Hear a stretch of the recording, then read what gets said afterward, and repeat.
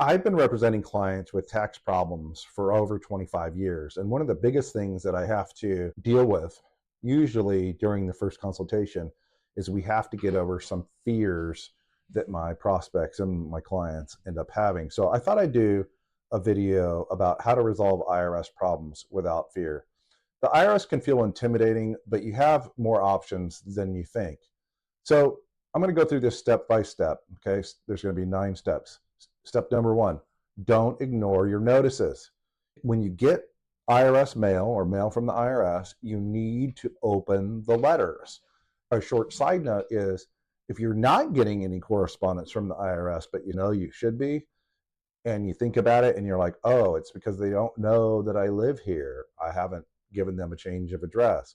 Go ahead and Google IRS change of address form and submit a change of address to them so that they know where you are so that they can send you your mail. You need to open the mail because the mail will tell you how serious this is becoming. It's all linear. So it starts, hey, you owe us money, to you owe us so much money, we're going to seize your stuff. And it's really helpful to your rep, to me, to see what letters that you've been getting recently because it helps us understand how urgent the problem is. Step number 2, know your rights.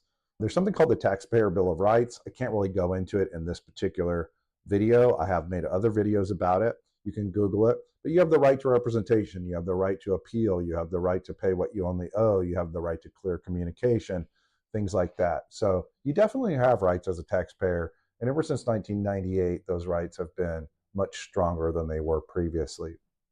Number 3, file even if you can't afford to pay.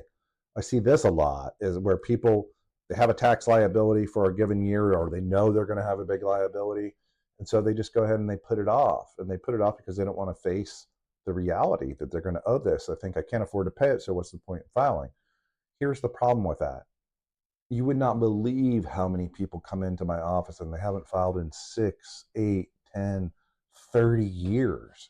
And it all started for the first year that they didn't think they could afford to pay. And then it just snowballed and it ended up becoming all consuming. So make sure you file even if you can't afford to pay. Number 4, installment agreements are a thing. That's a fancy word for a payment plan. Many, especially smaller liabilities with the IRS, it's relatively straightforward and simple to set up installment agreements. Even in large cases, if we can demonstrate that you can't afford to pay more, we can set up an installment agreement that won't ruin your life and you can move on with things. You do have to file your missing returns and you do have to get current, but that's what we want to do anyway. I know that's what you want. Number 5, offer and compromise is a program that we participate in a lot with our clients. That's where you can make a deal to settle for less with the IRS. It's based upon a relatively simple math equation that goes like this. Your monthly disposable income times 12 plus the value of your assets equals the amount of your offer. So I'm going to give you a simple, straightforward example here. If your monthly disposable income was $100, 100 times 12 is $1,200. Let's assume you had no assets. We might be able to sell that case for $1,200. I've done it a million times, not a million times, but I've done it a lot of times, okay? And even if you owe 6 figures or above, that's not necessarily out of the question. I've done lots of 6-figure cases for $1,000 during my career.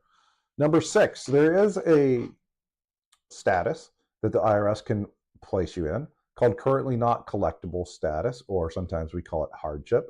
If the IRS agrees that you have no present ability to pay on a monthly basis, sometimes we can get you put into a currently not collectible status.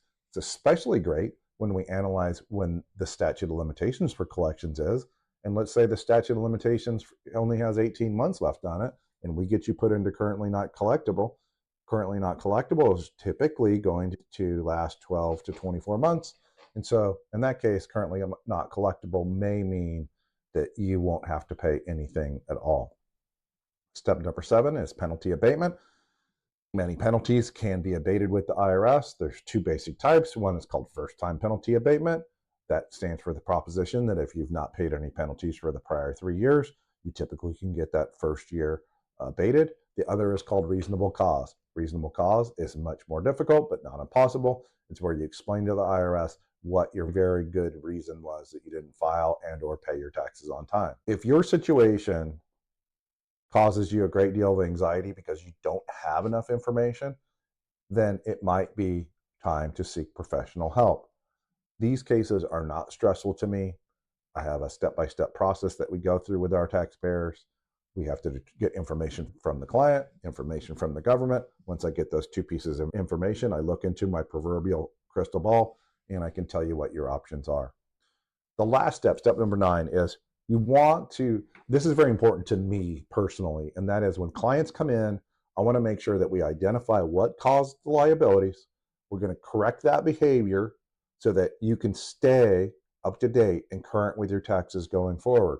I have no desire to get you a deal today and come and see you in 3 years because we didn't fix whatever was causing the problem. I want what you want. And what you want is you want to get this behind you and you want it solved for good. You don't want to worry about your taxes for the rest of your life. And so that's very important to me that we help solve that underlying problem, whatever that is. Remember, the IRS has these various programs and plans to help taxpayers through this. You don't have to face this alone. Hopefully this video was helpful. Thanks for watching.